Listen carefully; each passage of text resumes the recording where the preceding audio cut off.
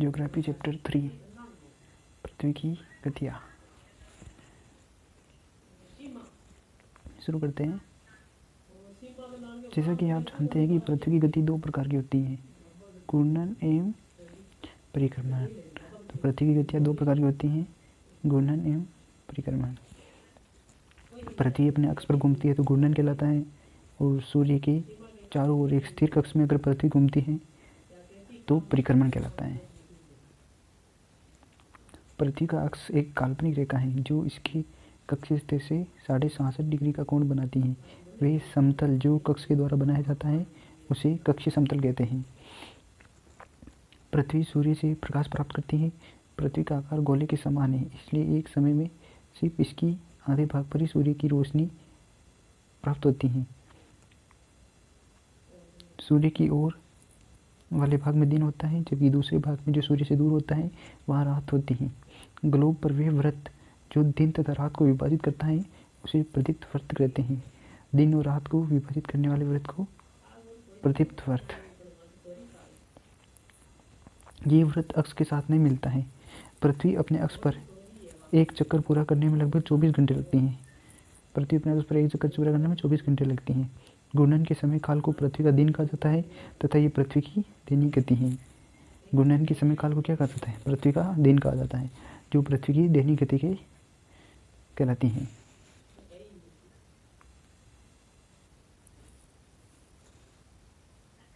यह है प्रदीप्त वृत्त जो दिन और रात का निर्धारण करता है। घूर्णन के कारण पृथ्वी पर दिन रात बनते हैं, उसे प्रदीप्त वृत्त कहते हैं। अगर पृथ्वी के अक्ष का झुकाव तथा कक्षीय समतल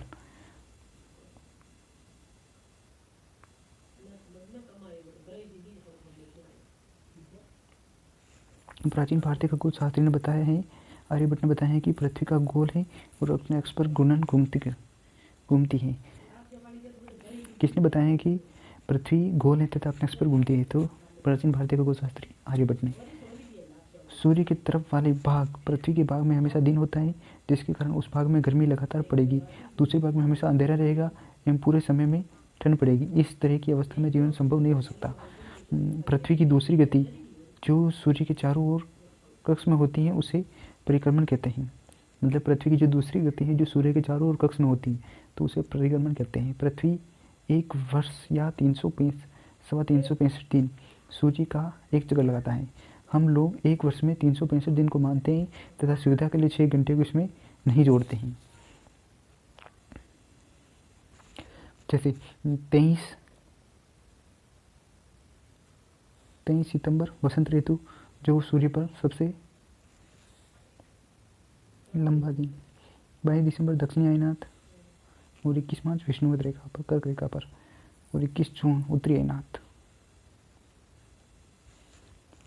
4 वर्षों में प्रत्येक वर्ष के बचे हुए 6 घंटे मिलकर एक दिन यानी 24 घंटे के बराबर हो जाता है। इसके अतिरिक्त दिन को फरवरी के महीने में जोड़ा जाता है। इस प्रकार प्रत्येक चौथे वर्ष फरवरी माह 28 के बदले 29 दिन का हो जाता है। ऐसा वर्ष में 366 दिन होते हैं। ऐसे वर्ष में मतलब लीप वर्ष में 366 दिन होते हैं, उसे लीप वर्ष कहा जाता है। सामान्यतः एक वर्ष को गर्मी, सर्दी, वसंत एवं शरद ऋतु में बांटा जाता है। ऋतुओं के परिवर्तन सूर्य के चारों ओर पृथ्वी की स्थिति में परिवर्तन के कारण होता है। मतलब 21 जून को सूर्य कर्क रेखा पर लंबा चमकता है, फिर 23 सितंबर को सूर्य विषुवत रेखा पर और 22 दिसंबर को सूर्य मकर रेखा पर चमकता है। 22 दिसंबर को सूर्य मकर रेखा पर चमकता है।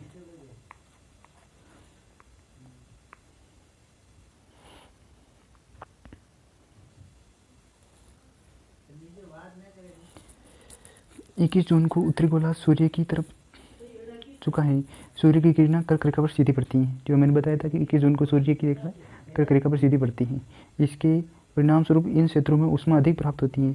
ध्रुव के पास वाले क्षेत्रों में कम ऊष्मा प्राप्त होती है क्योंकि यहाँ सूर्य की किरणें तिरछी पड़ती हैं। उत्तरी ध्रुव सूर्य की तरफ झुका होता है तथा उत्तरी ध्रुव रेखा के बाद वाले भागों पर लगभग 6 महीने तक लगातार दिन रहता है।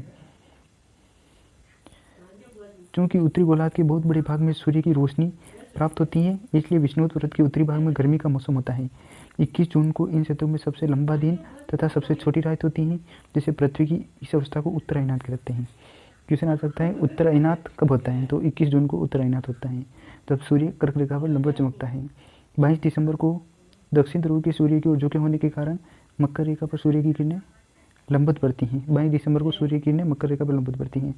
क्योंकि सूर्य की किरणें मकर रेखा पर लंबवत पड़ती हैं, इसलिए दक्षिण गोलार्ध के बहुत बड़े भाग में प्रकाश प्राप्त होता है। इसलिए दक्षिण गोलार्ध में लंबे दिन वाली छोटी रातों वाली ग्रीष्म ऋतु होती है। इसके ठीक विपरीत स्थिति में उत्तरी गोलार्ध में होती है। पृथ्वी की इस अवस्था को दक्षिणी अयनात कहा जाता है। जब 22 दिसंबर को सूर्य मकर रेखा पर सीधा चमकता है तो इसे दक्षिणी अयनात के नाम से पुकारा जाता है। 21 मार्च एवं 23 सितंबर को सूर्य की किरणें विषुवत व्रत पर सीधी पड़ती हैं। इस अवस्था में कोई भी ध्रुव सूर्य की ओर नहीं झुका जाता है, इसलिए पूरी पृथ्वी पर रात एवं दिन बराबर होते हैं। इसे विषुव कहा जाता है। जब 21 मार्च एवं 23 सितंबर को सूर्य की किरणें विषुवत व्रत पर सीधी पड़ती हैं तो इसे विषुव कहा जाता है। जब दिन व रात दोनों बराबर होते हैं। दिन और रात कब बराबर होते हैं, जब किरणें 21 मार्च एवं 23 सितंबर को सूर्य की किरणें विषुवत रेखा पर सीधी पड़ती हैं तो दिन और रात बराबर होते हैं। 23 सितंबर को उत्तरी गोलार्ध में शरद ऋतु होती है, जबकि दक्षिणी गोलार्ध में वसंत ऋतु होती है। 21 मार्च की स्थिति इसके विपरीत होती है, जब उत्तरी गोलार्ध में वसंत ऋतु तो दक्षिणी गोलार्ध में शरद ऋतु होती है। इस प्रकार स्पष्ट है कि पृथ्वी के घूर्णन एवं परिक्रमण के कारण दिन एवं रात तथा ऋतु में परिवर्तन होता है। क्वेश्चन पूछते हैं दिन एवं रात तथा ऋतु में परिवर्तन किसके कारण होता है, तो पृथ्वी के घूर्णन एवं परिक्रमण के कारण।